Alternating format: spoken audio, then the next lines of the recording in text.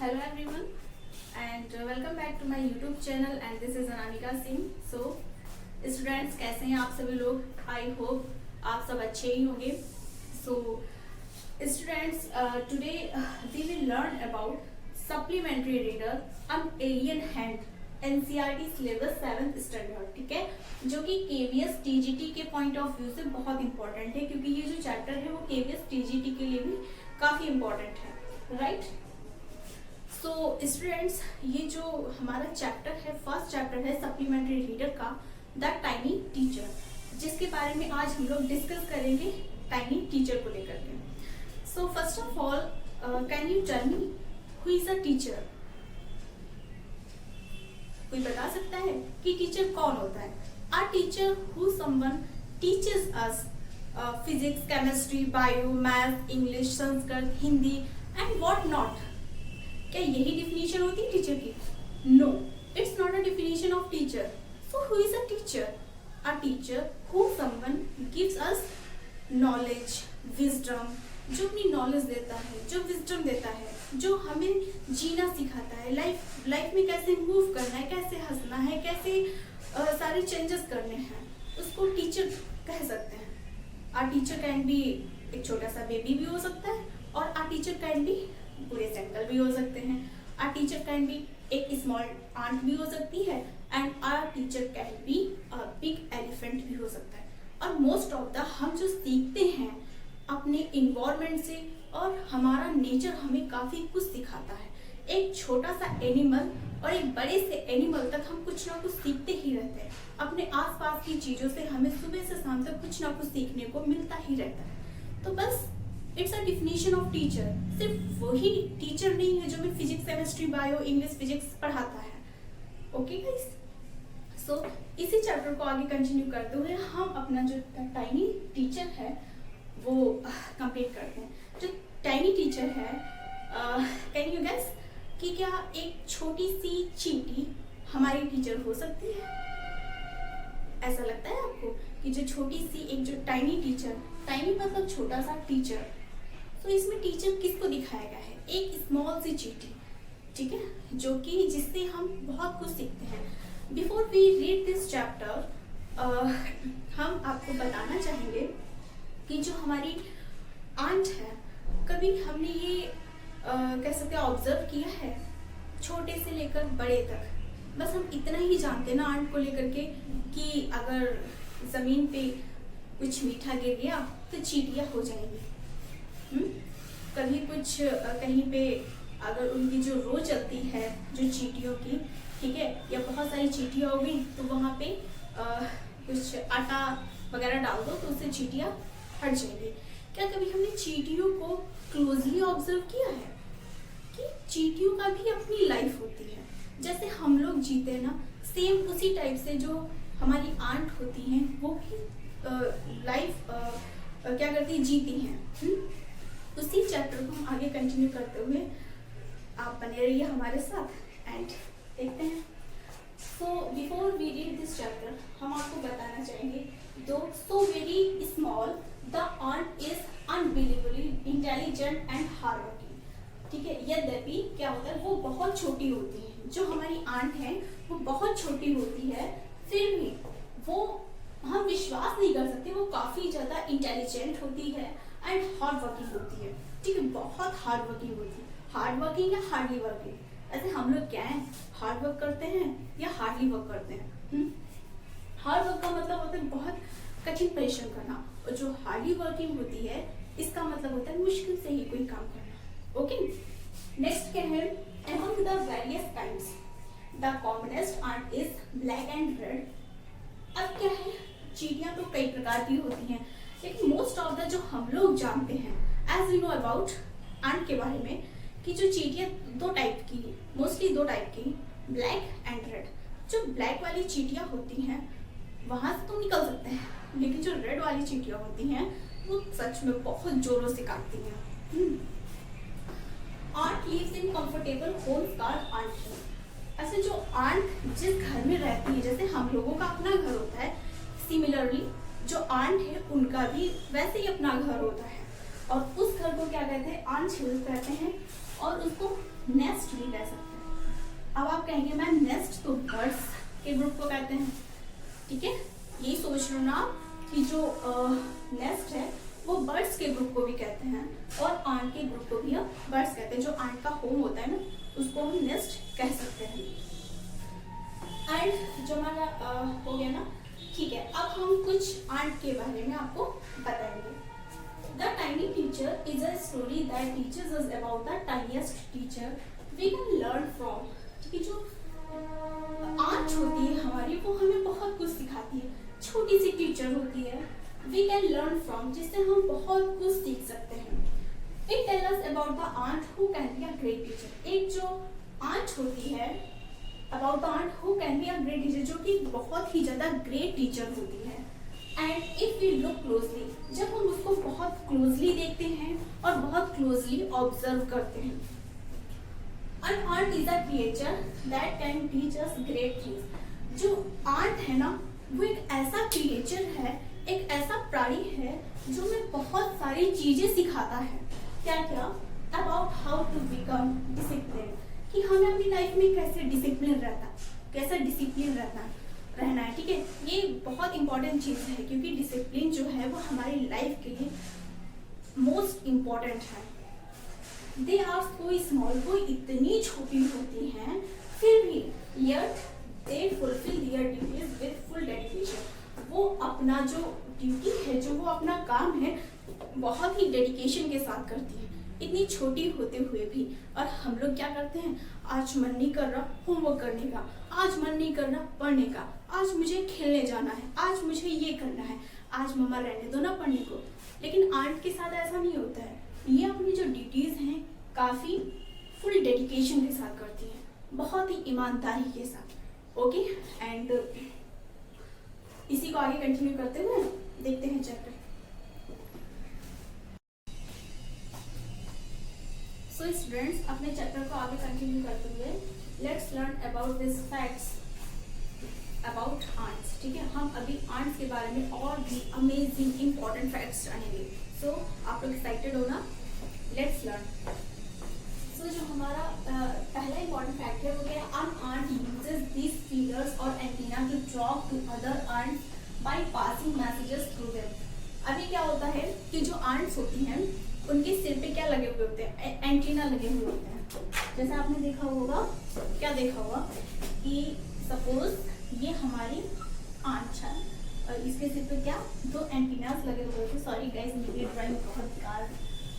And आप imagine कर लो, तो जो एंटीनास होते हैं उसी के थ्रू उसको फीलर्स भी कहते हैं टू टॉक। आपने देखा होगा जब एक लाइन में जो चीटियाँ जाती हैं ना, जैसे चीटियाँ इधर से जा रही हैं उधर से आ रही हैं, लेकिन वो एक सेकंड के लिए रुकती हैं और फिर कभी ऐसा लगता है कि वो दोनों आपस में बातें कर रही हैं।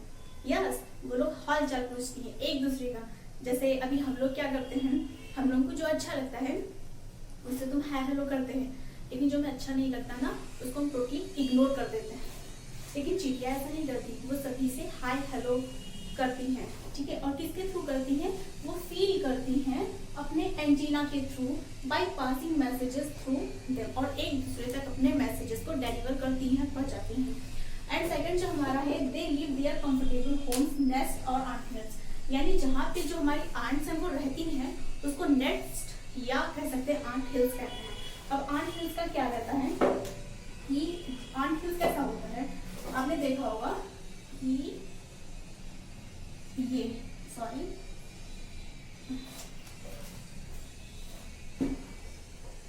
जो आंट हिल होता है ना, तो आपने देखा होगा इस टाइप से बना हुआ होता है, मिट्टी का होता है, लेकिन जितना छोटा ये ऊपर से दिखता है ना उतना ही किलोमीटर्स तक ही नीचे तक फैला हुआ होता है। ठीक है, काफी बड़ा होता है, जिसमें काफी सारे, जैसे अपने घरों में ना काफी ज्यादा रूम्स होते हैं, सबका अलग अलग होता है। सेम वही प्रोसेस क्या वही कह सकते हैं आंट का भी होता है। नीचे जो होता है आंट का कम से कम थाउजेंड्स ऑफ रूम्स होते हैं। ओके, सो अभी हम क्या देखते हैं, they lives there comfortable homes nest और ant hills, each has 100 of little rooms, sorry 1000 बोल दिया, लेकिन क्या होता है उनमें 100 ऑफ लिटिल रूम्स होते हैं, छोटे छोटे रूम्स होते हैं इस टाइप के, समथिंग ये जैसे बना हुआ है ना, तो इस टाइप के रूम्स होते हैं छोटे छोटे से, ठीक है, और सबके रूम्स भी अलग अलग होते हैं। फिर नेक्स्ट क्या है, passages. In some of these rooms the queen ants lay eggs. और इन रूम्स में क्या होता है, एक ऐसा रूम्स होता है जहाँ पे जो क्वीन आंट होती है, जो रानी होती है ना, रानी आंट होती है, वो क्या करती है, अपने एग्स को ले करती है, okay. And other are nurseries for the young ones card girls. अभी क्या होता है, जो सिर्फ क्वीन आंट होती है वो सिर्फ एग्स को ले करती है और उसका कोई वर्क नहीं होता। लेकिन जो अब जैसे जो छोटा सा बेबी होगा, जो आंट का बेबी होगा, तो उसकी नर्सरी भी तो करनी पड़ेगी ना। नर्सरी मतलब होता है जैसे छोटे से यंग वंस बेबी की देखभाल करना, तो वो कौन करता है, तो वो जो अदर चीटियाँ होती है, जो अदर आंट्स होती हैं वो करती हैं, ठीक है, जो वर्कर्स होती हैं वो करती हैं, ना कि हमारी क्वीन आंट करती है। क्वीन आंट का सिर्फ इतना सा वर्क होता है कि वो एग्स को ले करती है, अदर उसका कोई भी वर्क नहीं होता है। Other nurseries for the young ones card. और जो छोटा सा आंट होता है, छोटा सा बेबी होता है आंट का, उसको हम लोग क्या कहते हैं, ग्रब्स कहते हैं, ओके। सो क्या कहते हैं, ग्रब्स कहते हैं। जो हमारा थर्ड इंपॉर्टेंट पॉइंट्स है, workers have their reserved quarters. अभी क्या होता है, जैसे कि ह्यूमन बींग्स होते हैं हम सभी लोग, तो हम लोगों का जो वर्क भी होता है वो भी डिफाइन होता है। अब कोई अगर किसी को मैथ में इंटरेस्ट है तो वो इंजीनियर बन जाएगा, कोई डॉक्टर बनता है, तो कोई कुछ का बनता है, कोई टीचर बनता है, एंड सम अदर थिंग्स, ठीक है। जिसको जिस चीज़ में इंटरेस्ट होता है वो उस वर्क को करने लगता है। लेकिन वैसा ही सेम प्रोसेस आंट के साथ होता है। आंट में भी क्या होता है, workers have their reserved quarter.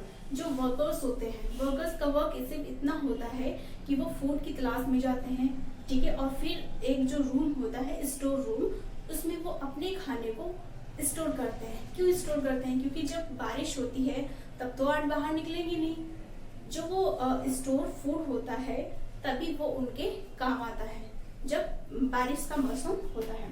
तो workers have their reserved quarters. तो वर्कर्स के भी क्या होते हैं, उनके रिजर्व्ड क्वार्टर्स होते हैं, and they spend most of their time searching for food. और वो अपना ज्यादा से ज्यादा टाइम खाने को ढूंढने में लगाते हैं। किसका, जो वर्कर्स आंट होती है, ठीक है, वो भी एक प्रकार की आंट होती है। And some rooms serve as store house for this food. और जो वो अपने जो फूड को सर्च करते हैं, वो उस फूड को कहाँ रखते हैं, तो वो उस फूड को रखते हैं अपने स्टोर हाउस में।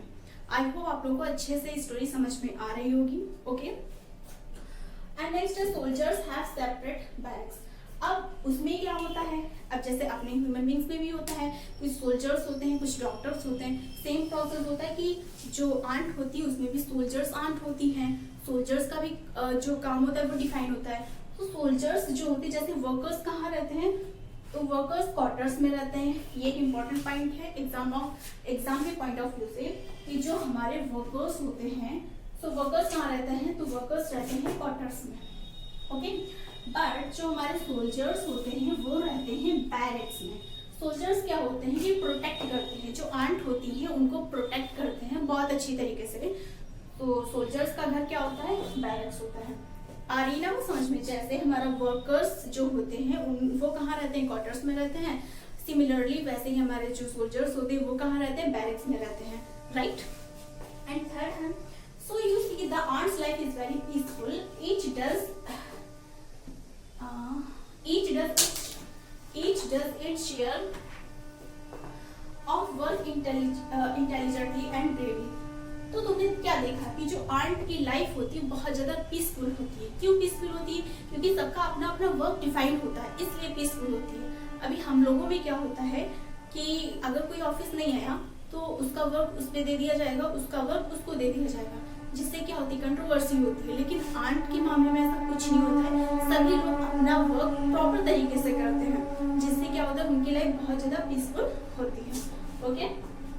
And each does its share of work intelligently and bravely. और बहुत ही इंटेलिजेंट तरीके से और बहुत ही ब्रेव तरीके से वो अपना वर्क प्रॉपर करती हैं।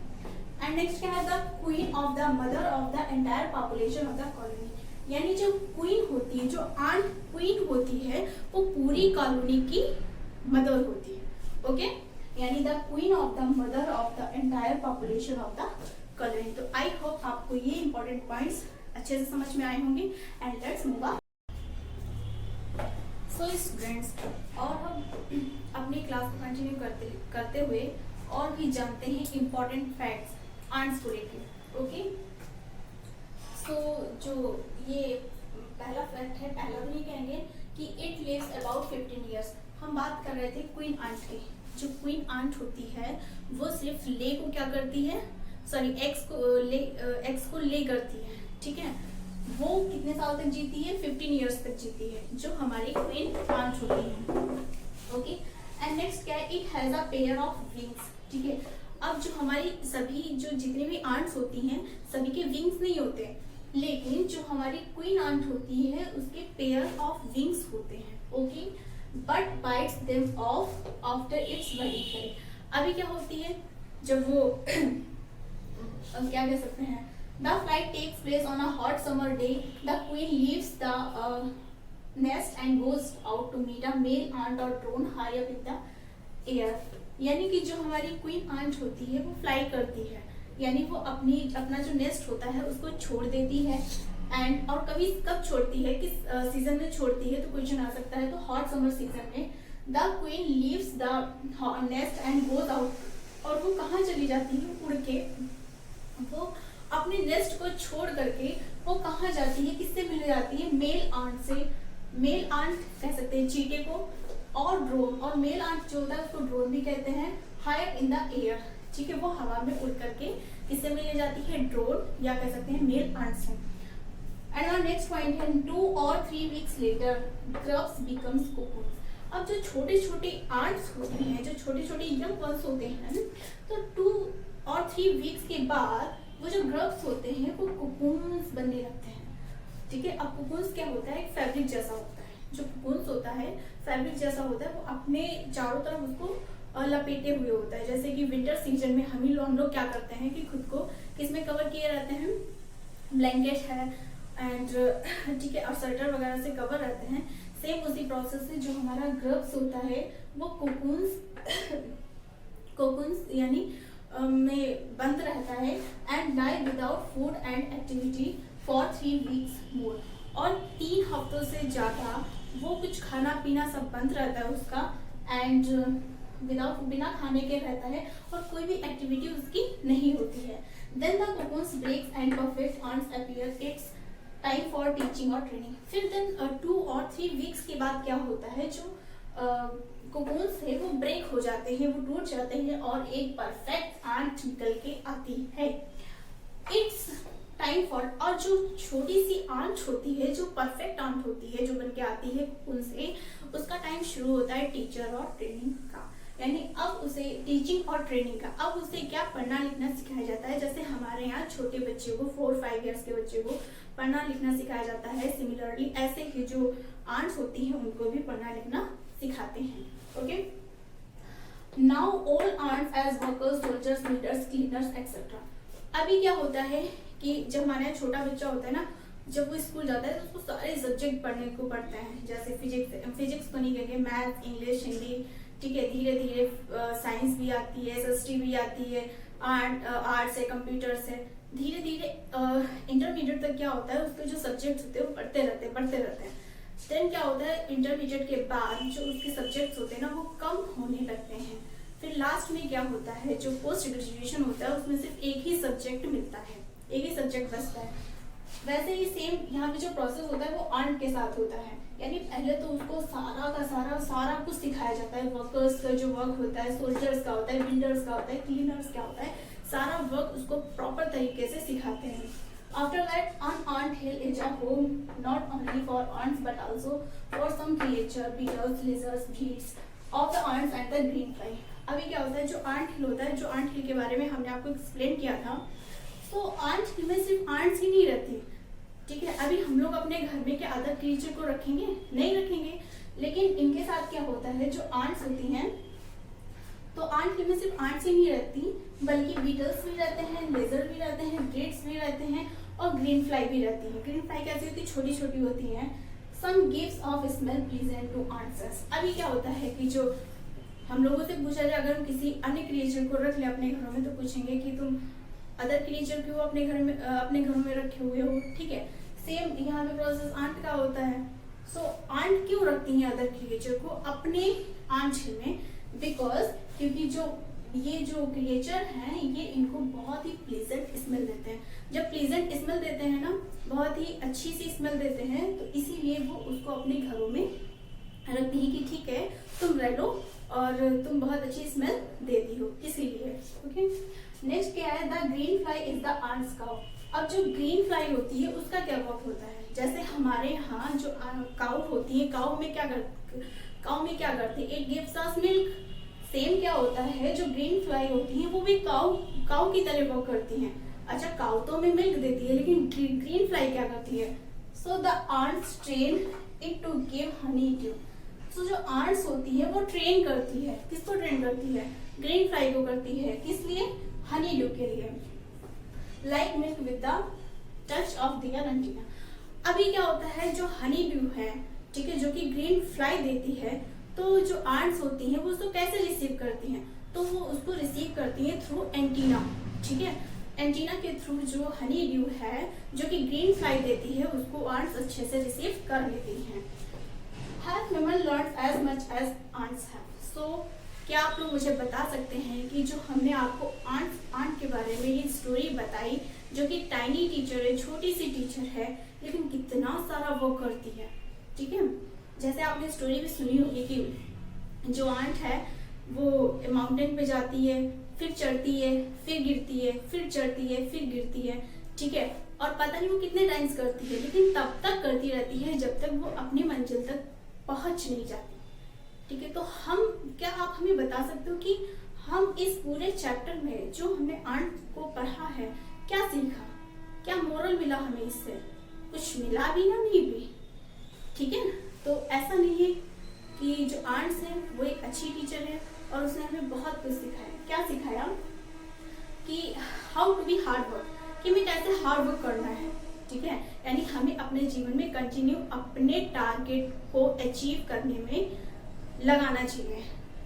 And how to be sense of duty, how to be discipline, कि हमें अपनी लाइफ में कैसे डिसिप्लिन रहना है, because discipline is the most important thing in life. Okay, and कैसे अपने जो छोटे से बेबी होते हैं, यंग वंस होते हैं, उनकी कैसे केयर करनी है, एंड बहुत सारी चीज़ें जो कि हमें आज आंट से सीखने को मिली। आई होप आप लोगों को भी काफ़ी कुछ इस चैप्टर से सीखने को मिला होगा और इसको आप अपने लाइफ से अपने जीवन में इसको उतारेंगे।